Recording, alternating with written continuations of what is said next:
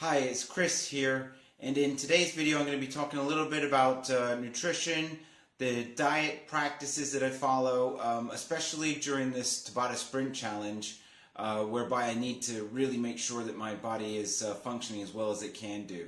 Now, a little bit of a spoiler before I carry on. I'm really not going to be talking about macronutrients and micronutrients, so if that's what you're kind of looking for, I've told you up front, okay? The reason why I'm not going to be going into macro and micronutrients is because I'm not a nutritionist. And everybody has their own individual needs as far as their nutrition is concerned. So for me to tell you, do this and don't do that, would probably be irresponsible for me to do that. But what I can do is share with you what I do in terms of my practices around nutrition, so that I can try to make sure that I get the best food in as I can.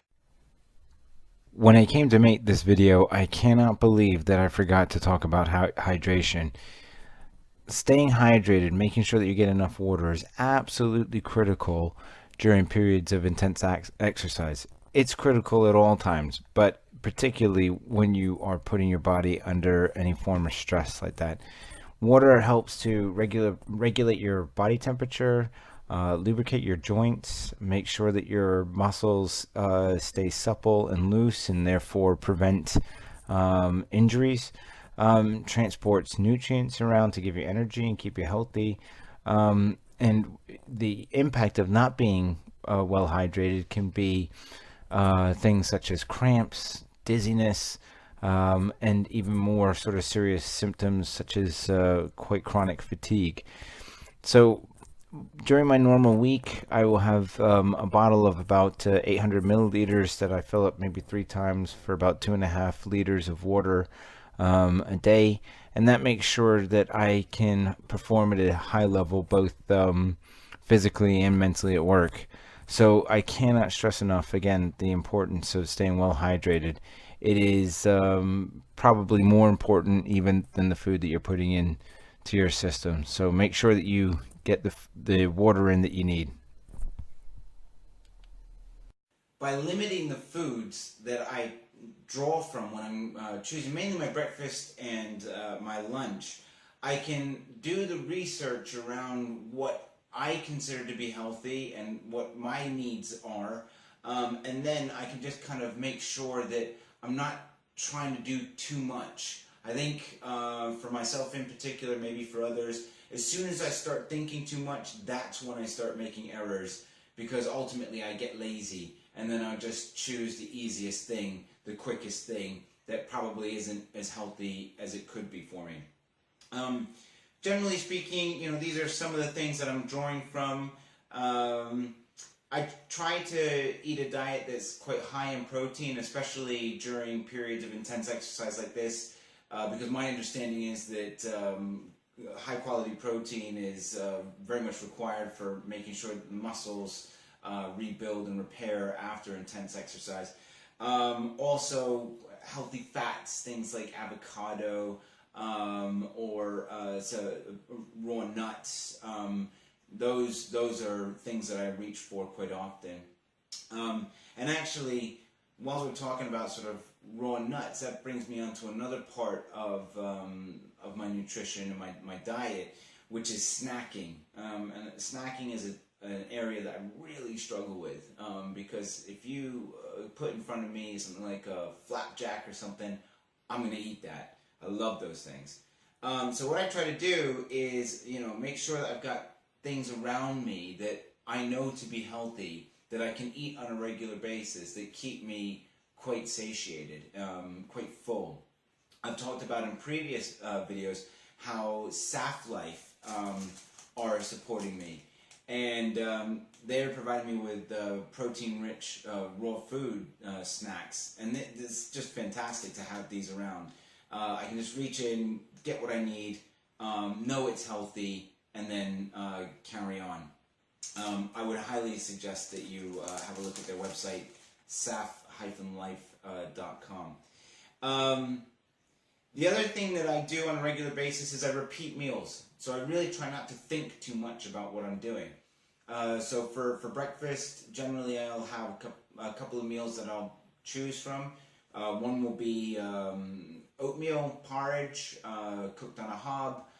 Put a little bit of cinnamon in, maybe sometimes some honey if I'm feeling a little tired or whatever, a little bit of milk, and that gets me pretty ready to go. Another common breakfast for me is a couple of hard-boiled eggs and a fistful of spinach with black coffee. I'm sure that many people are listening to that and thinking that sounds pretty severe. And I get that. I'm just sharing with you what works for me. I suppose what I'm trying to do is put forward to you models that you might want to try and see if they work for you. But again, by repeating meals, it just makes it easier. And the easier it is, the more likely it is that I'm going to follow it. For lunch, generally speaking, I'll have a salad, spinach. Spinach features highly in my diet. I like it. I know it to be good for me. Things like chickpeas, maybe some tuna or some chicken, hard-boiled eggs, peppers, cucumber, broccoli. That will all go into a pot, and then I'll eat that for lunch. Sometimes I'll put the same types of ingredients into a wrap. Like a tortilla wrap, and that will keep me going throughout the day.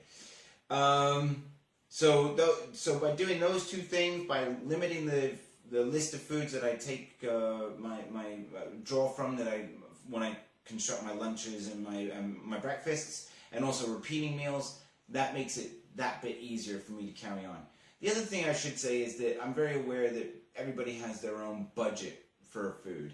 And if I take, this sort of whole earth, organic, crunchy peanut butter, I wasn't eating this when I was younger. This was just out of my budget.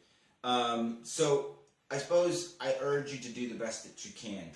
These are organic eggs. I put a value on that, but I also recognize that, at Tesco, for example, 6 organic eggs are going to cost you £1 more than the free range. So I suppose just do the best that you can given your budget. That would be something that I would really sort of impart on you. And don't beat yourself up. Just do the best that you can. Try to learn and educate yourself about nutrition. I go to nutritiondata.com if I'm looking for any information about macro and micro breakdowns of food stuff, and I find that to be a really reliable source of information around food. On the topic of making things easier, I just wanted to share this product that I came across online recently. It's called a slicer, dicer, peeler, grater. Not the most sophisticated product title in the world, but it does exactly what it says on the tin. And with this, you can make salads just so quickly, because chopping everything up and dicing it into little pieces takes a lot of time. More time it takes, the less likely I am to do it. So just with, as an example, with a cucumber, place it in one of these insertions. There's about 10 different insertions that it does. Simply press down, and then you have your diced up fruit and vegetable. Does it so quickly, and then that just makes preparation that much easier. For anybody interested, there's a link in the description below, and there's also information on the blog post on my website. Equally, in terms of anybody who's interested to know more about the list of foods that I draw from, I'll put a link to the blog post in the description below. So that's really what I wanted to share with you. It's just practices. It's about limiting the list of foods that I'm drawing from for mainly breakfast and lunch, making sure that I have healthy snacks around me, repeating meals, and also being mindful of budget. And kind of applying the principle of just making things as easy as they can be, because if they're really hard, I'm just not going to do it. So I hope that's been useful for you, and subscribe to the videos, have a look back over the rest of the Tabata Sprint Challenge, and I'll see you at the next one. Take it easy.